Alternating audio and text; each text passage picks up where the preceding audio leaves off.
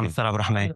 الحمد لله مستر عبد الرحمن. الموضوع مستر اول ما اروح مفيش امشي. مشكلة. لا ما انا ماشي. لا والله انا مش ماشي. احنا أبداً. هنمشي. طيب احنا عندنا طب ما تمسك فيش بقى. ماشي تمام. ماشي. عندنا رجاله. الحمد لله الحمد مستر عبد لله. الرحمن والله. هو احنا عاملين اسمها ايه؟ اللي احنا ايه؟ عاملينها دي اسمها ايه؟ قعدة قعدة تاريخ. تاريخ. قعدة تاريخ. قعدة قعدة تاريخ تاريخ. بالظبط. نحب فريق نتكلم خليها على يعني الله. فريق خليها على الله. يعني حاجة تخص التاريخ الإسلامي، يعني تمام. الفتوحات الإسلامية. ابو علاء. احنا لنا غيره التاريخ الاسلامي. التاريخ الإسلامي بالظبط. تمام. انا بقى تمام شايف ان احنا نتكلم برضه في التاريخ. ودي وجهة نظر تحترم، وده وجهة نظر موضوع كويسة. مختلف جدا لازم نتكلم فيه. وجهة نظر حلوة برضه. تمام. طيب احنا نبدا نتكلم في ايه؟ انا شايف ان احنا نتكلم مثلا من بعد وفاه الرسول صلى الله عليه وسلم. عليه الصلاة والسلام. بعد وفاه الرسول كان حصل ازمات كده، طبعا اللي هي بدا المسلمين جزء فيهم عايز ان اهل المدينه هم اللي يتولوا الأنصار. تمام، مم. وجزء تاني اللي هم المهاجرين شايفين المهاجرين. لا احنا اللي احق واحنا اللي دافعنا عن الدين الاسلامي بالظبط. اول ما ظهر، صح. واحنا اللي تعرضنا للتعذيب والايذاء من قريش كلها. تمام. وبدا ان يحصل في ما بينهم ايه زي انشقاق. هو هيتكلم الدين لوحده؟ قضى على هو هيتكلم لوحده؟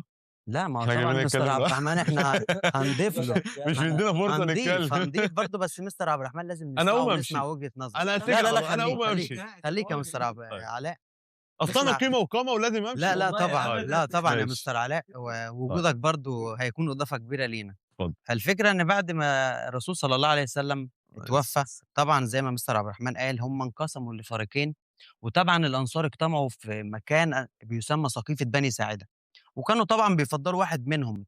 فطبعا المهاجرين تحديدا سيدنا ابو بكر وسيدنا عمر بن الخطاب لما سمعوا بالاجتماع ده انضموا للاجتماع عشان خاطر هم كانوا شايفين ان هم كمان احق. فبالتالي حصل الاجتماع ما بينهم هم الاثنين، زي ما مستر علاء برضه هيكمل لنا اللي حصل بعد ما سيدنا ابو بكر الصديق انضم للاجتماع. ايه اللي حصل بقى مستر علاء؟ شافوا إن الأحق بيها هو سيدنا أبو بكر الصديق، لأنه الأسبق في دخول الإسلام، لأن أول من آمن من الرجال هو سيدنا أبو بكر الإيه؟ صديق. الصديق. لذلك اقترحوا عليه إن هو اللي يكون الخليفة. خليفه. ساعتها كان في بيعتين، بيعة خاصة اللي هي في السقيفة، وبيعة عامة اللي هي في المسجد. طب ثواني بس، احنا كمدرسين تاريخ عارفين يعني ايه بيعه. اللي مم. بيتفرج علينا ده فاهم البيعه دي ان حد باعه باعوا لشخص ما يقدرش تاني. ان هو يوافق عليه. كلمه بيعه دي يعني ايه؟ بيعة يعني بيبايعوه على السمع والطاعة، يعني بيقولوا له إحنا معاك، احنا ده اخترناه. يعني بينتخبوه. يعتبر ان انتخاب بالظبط. انتخاب. الانتخاب ده اللي هي البيعة مرت على مرحلتين، مرحلة بيعة خاصة في السقيفة، وبيعة عامة في المسجد. بيعة الخاصة للناس اللي قاعدة قالوا إحنا بيعناك تكون الإيه؟ ووافقنا ان انت تكون تكون الخليفة. بالظبط. عن طريق في المسجد بتكون البيعة العامة، ودي بتكون عن طريق خطبة، إن هو بيطلع على المنبر وقال: أيها الناس وليت عليكم ولست بخيركم، إن أحسنت أعينوني أعينوني وإن أسأت فقوموني. فقوموني. هنا بيعمل أو بيرسي مبدأ إيه؟ هنا مبدأ التواضع. التواضع. هنا بيبين لنا إن التواضع سمة مهمة من سمات الخليفة. بالظبط. يعني سيدنا ابو بكر اللي احنا نقدر نستفاد من النقطه دي، ان سيدنا ابو بكر مش اول ما تولى عليهم قال لهم ايه ده انا احسن واحد فيكم، او ان انا اول واحد اسلم، او ما كانتش بالظبط. من سمات بالظبط. الخلفاء طبعا. ولذلك كان اختيار موفق. سيدنا ابو بكر الصديق كان يتسم بالتواضع. بالظبط. تمام. غير كده ان هو اصلا قبل، لان في بعض الناس بتقول ان الاسلام انتشر بسبب الفقر، او ان الناس اللي دخلت الاسلام دي كانت فقيره. انا عندي اول واحد دخل الاسلام سيدنا ابو بكر الصديق، وده كان يعتبر من اغنياء قريش، بالظبط. لانه كان بيشتغل ساعتها في التجاره. صح. وهب كل امواله فداء المسلمين. لدرجه ان هو كان بيشتري العبيد تمام ويطلق سراحها عشان يخلصهم بس من ايذاء الساده زي القريش. برضه مؤذن الرسول سيدنا بلال بن رباح. سيدنا بلال. صح. فبالتالي برضه اللي عاوزين نضيفها في حته ان بعد ما سيدنا ابو بكر تولى بيواجه خطر، اللي هو خطر المرتدين اللي ارتدوا عن الدين الاسلامي. فدي برضه نقطه اللي أنا مهمه. عملتها ريل. بالظبط. مستر علاء طبعا عمل. بتتكلموا عن الاسلام. مستر علاء برضه قال فيها كلمتين كويسين برضه. سيدنا ابو بكر الصديق اول لما تولى الخلافه اول خطر بيواجهه هو ان معظمهم وليس الكل معظم المسلمين بيرتدوا عن الاسلام. والارتداد ده ما بيكونش بشكل كامل، هو بيكون عباره عن ان الناس مجرد انها بتمنع الزكاه، لدرجه ان سيدنا عمر قال مش لازم نحاربهم، دول منعوا الزكاه ما سابوش الاسلام ككل. هم كمان كانوا رابطين فكرة الزكاة بوجود الرسول. الزكاه ده ركن من اركان الاسلام. وده اللي قاله سيدنا ابو بكر الصديق، وده اللي شافه ان الزكاه مش مجرد فلوس، دي ركن من اركان الاسلام. فكان قراره حاسم، لا تفاوض، لا تهاون، والقتال واجب. لازم احاربهم صح. عشان انقذ الدوله الدوله الاسلاميه، وحافظ على الاستقرار برضو الداخلي للدولة، وإن ما بالظبط. يكونش فيها انشقاق. يعني مش زي ما بعض الناس بتقول على النت ان هو حارب المسلمين عشان يقضي على المعارضين ليه. بص لا. يا مستر عبد الرحمن، ابن خلدون لما جه يعرف الخلافه او منصب الخليفه بيقول هو سياسه الدنيا وحراسه الدين. يعني الخليفه ده مهمته انه يحفظ الدين ويحفظ الناس اللي تابعه للدين ويحفظ الدين نفسه من الانهيار، لان ده كان اول خطر يقابل الدوله الاسلاميه اللي كانت لسه ناشئه جديد، فكان ممكن تنهار الدوله اصلا. ما احنا فعلا ساعتها لما الدوله بالظبط. الاسلاميه نشأت او بعد الوقت ده كان ايه؟ الدوله الاسلاميه كانت بقى لها 11 سنه بس. بالظبط. في نفس الوقت ده مدة بتحارب بسيطة، مش مدة كبيرة. دول قويه زي دولة الروم، الروم دولة كمان. الروم دول بقى لها الاف السنين، مش بقى لها بالظبط. مثلا صح. 50 60 سنه، لا ده دول عظمى في الوقت ده. فبرضه لذلك- كانت فكرة سيدنا أبو بكر إن هو عشان خاطر أواجه الخطر الأكبر سواء كان الفرس أو الروم، لازم أحقق الاستقرار الداخلي للدولة علشان خاطر أقدر اللي أنا أواجهه. لذلك الدوله كانت ممكن تنهار بالظبط. في اول اختبار ليها، صح. وده كان وارد جدا انه يحصل. كانت القفله بتاعت ودي يا جماعه كانت القفله بتاعت الريلز بتاعي، طبعا أنا كلكم بصراحة- شفتوه. طيب انا بصراحه شايف ان مستر علاء منحاز لسيدنا ابو بكر الصديق. جدا. انا من الناس بقى المنحازه لواحد التاريخ ظلمه، زي سيدنا عمر بن الخطاب. سيدنا ليه عمر. بقى؟ فاروق سيدنا عمر بن الخطاب. المسلمين كلهم فاهمين عنه ان هو شخص قوي غليظ القلب، مم. وده كان سيدنا عمر بن الخطاب فعلا لحد ما بقى خليفه. من بعد ما بقى خليفه تمام وهو تحول لين القلب. طب لين تعرف القلب. مين بقى اللي كان حكمه بحكم حد السيف؟ حد السيف. مين؟ سيدنا علي بن أبي طالب. سيدنا علي بن ابي طالب كان بالرغم ما كانش فيه يسلم. فتوحات في عهده. هو مدته صغيره مم. تمام، لكن هو كان حكمه يا ابيض يا اسود. انا ما عنديش صح. الرماد اللي في النص ده. لكن سيدنا عمر بن الخطاب بعد ما اصبح خليفه بدا ان هو ايه، يعني تحس بلين القلب. سيدنا عمر بن الخطاب طبعا لما تيجي تتكلم عنه فانت في الشجاعه كتير طبعا، والعدل خرج قدام قريش كلها قال لك انا اسلمت اللي عاوز يعرضني يعرضني. لذلك مين اللي اشد، سيدنا علي ولا عمر؟ يعني علي. لو هنقول صح كده، علي. سيدنا علي. في الحدود. في الحكم آه. وحد ربنا سيدنا علي. سيدنا علي. سيدنا علي. لذلك ده كان سبب في تاخره للخلافه. سيدنا عمر في عهده حصل مجاعه، ففي ناس سرقت عشان تاكل عامل رمادة. تمام. ففي الوقت ده سيدنا عمر لما بيسالوه انت ما اقمتش عليهم الحد ليه؟ ده السرقه حدها تقطع ايده على طول. فقال لهم يعني من شده لين سيدنا عمر قال لهم ازاي هحاسب ناس تمام هو سرق علشان ياكل حد ليس مكتمل. يعني انا عشان احاسبك انت تكون دنيتك كويسه فسرقت فانا هحاسبك. تظهر رحمة سيدنا عمر بن تظهر هنا الخطاب رحمة سيدنا برحمته.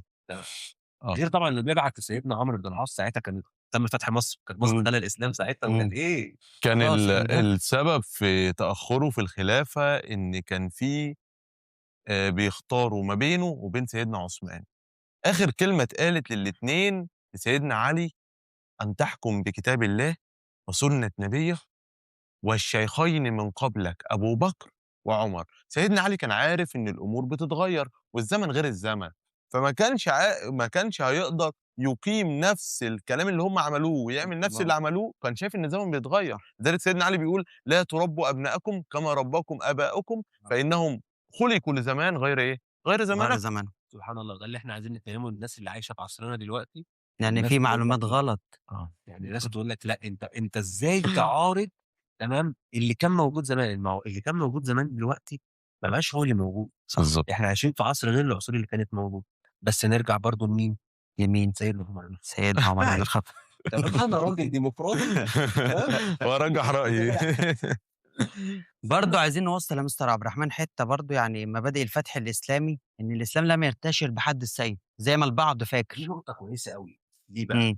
لان عندنا ناس كتيره دلوقتي على الميديا الاطفال الصغيره اللي طالعه بتسمع جمله انتشار الاسلام بحد السيف. بالسيف وده غلط. حد السيف ده اللي هو ايه؟ ما انا عندي حد السيف بيفرق. بمعنى انا دلوقتي الاسلام لما كان بيروح عشان ينتشر بيعرض أنا عليهم اول حاجه بيدخل يقول لك لا. انا داخل احاربك. لا طبعًا، هو كان بيعرض عليهم 3 مبادئ، يا إما تدخل الإسلام، يا إما تدفع الجزية، يا إما القتال. معنى كده إن القتال ما كانش أولوية للمسلمين، كان يعني آخر هو حاجة آخر بيلجأ حاجة. ليها المسلمين. بالضبط، ودي من المبادئ اللي سيدنا محمد صلى الله عليه وسلم وصّى بيها المسلمين من بعده. حلو، انت جبت بالضبط. حته برضه عايزين نصححها عند الناس، اللي هي نقطه الجزيه. حلو، الجزية. الجزيه في ناس فاهمه ان كان بيدخل البعض الاسلام عشان يهرب من مبدا الجزيه. هم ما شافوش الرومان كانوا فارضين جزيه قد ايه؟ يفرضوها إزاي اكيد ما وكان شافوش. عامل إزاي؟ اكيد ما شافوش الرومان جزيه الرومان. بس النقطه اللي هي ايه دي اللي احنا عايزين نصححها فعلا، إمم. ان لقيت ناس بتقول لي ان الاسلام او ان بعض كان بيدخل الاسلام إمم. عشان يهرب من دفع الجزيه. إمم. دفع الجزيه كانت مقرره على مين اصلا؟ صح. الشخص على اللي هو القادر على بس، القتال. المستطيع. القادر على القتال. بالضبط. تمام. يعني معنى كده ان النساء معفيه منها والأطفال والشيوخ. والشيوخ. تمام. يعفى منها غير القادر على القتال. طب اقول لك على حاجه كمان، كان يعفى منها الغير القادر ماديا اللي ما عندوش بالضبط. قوت يومه. تمام، ده كان بيعفى من وده نقطة عكس الجزية. الاحتلال سواء كان اليوناني أو الروماني، ما كانوش بيطبّقوا نفس فكرة المسلمين. الرومان كانوا فارضين ضريبه الراس اللي بالضبط. اي حد بيتنفس بياخدوا عليه لمجرد اللي أنت ضريبه. بس عايش وبتتكلم كده آه. أنت عليك ضريبة. انت هو كمان كانوا كل يوم بيتبعت لهم قمح من عندنا من مصر ببلاش عشان بس انا تابع دوله الإسلام. مخزن غلال. الاباطره الرومان لما كانوا بيتسالوا عن مصر يقول لك القمح والذهب. سله الغلال. سلة الغلال، مصر آه. كانت بالنسبة لهم سلة غلال. فلما نيجي نبص لكن بقى عندي في الاسلام يعني هي الجزيه على غير المسلم. إمم. طب دي هل دي بيتساويها حاجه في الاسلام؟ اللي هي الزكاه. الزكاة ده فرض على كل مسلم. كل المسلم. بالضبط. تمام. طالما انت مقتدر تمام ومعاك قوت يومك فانت مضطر ان انت تدفع الزكاه. صح. وعندي بقى الزكاه انواع. تمام. اشهرهم طبعا زكاة المال، زكاة الفطر. على اي شخص موجود في الاسره، رب الاسره مسؤول ان هو يطلعها عنه ولزوجته والابناء. والأولاد. لان صح. في ناس ما تعرفش نقطه ان زكاه الفطر دي لازم كلنا نطلعها. صح. وبمناسبة الزكاة كل سنة وأنتم طيبين، يعني رمضان قرّب برضه. احنا في حاجة مفاجأة كده برضه. الحلقه الجايه ان شاء الله طيب. هتبقى جامده جدا على بس رمضان دي والفوانيس. حاجة مفاجأة إن شاء الله. باذن الله. باذن الله. بصراحة يا مستر عبد الرحمن، مستر علاء، قعدة تاريخية جميلة. يعني مش هنقول قُلنا فيها كل المعلومات، ان شاء الله بس قُلنا الحاجات البعض اللي كانت آه. واصلة للناس خطأ. بس واحنا بقى في قعده رمضان هنصحح مفاهيم اكتر باذن حاجات الله. تانية بإذن الله هنعرفكم إضافية. حاجات تخليكم تبطلوا حاجات. ومش اي حد يتفرج عليه ومش اي حد تسمع له. بالضبط، لازم تسمع من آه. حد موثوق فيه وعارف المعلومة صح. بالضبط. عشان ولو مش خاطر تفهمها. ولو مش هتسمعنا احنا هتسمع مين يعني؟ بالضبط، هو في حد غيرنا؟ اه يبقى احنا كده وصلنا لايه؟ يبقى كده يعني عرفنا آخر حاجة حد السيف، وإن الإسلام ما انتشرش بحد السيف ولا بالقتال ولا الفرق بين الجزيه والجزية تمام. ونخلي بالنا من والزكاة. تربيه ولادنا بالضبط، وما ونهتم بيهم. نربيهمش ما نربيهمش زي ما اهالينا ربونا. احنا زمن وهم زمن. تحديدًا لجيل ثانوية عامة تحديدًا بجد، يعني آه. الجيل ده صعب جدًا في معاملته. بالضبط. فنهدى شوية ونشوف مستقبلنا. نعتمد ان اولادنا بيتربوا على ايدينا احنا، مش مستنيين ان اليوتيوب او صح. التيك توك هو اللي يكون مصدر تربيته. لأن بالضبط. فكرة التيك توك واللي بيظهر عليه ده بيأثّر بالسلب. انا بقول لك احنا في طلبه كتير بتيجي تكلمك في معلومات هو شايف المعلومه غلط. صح. احنا سمعنا ان الاهرامات دي اللي بناها فضائيين. فضائيين. اتقال لي.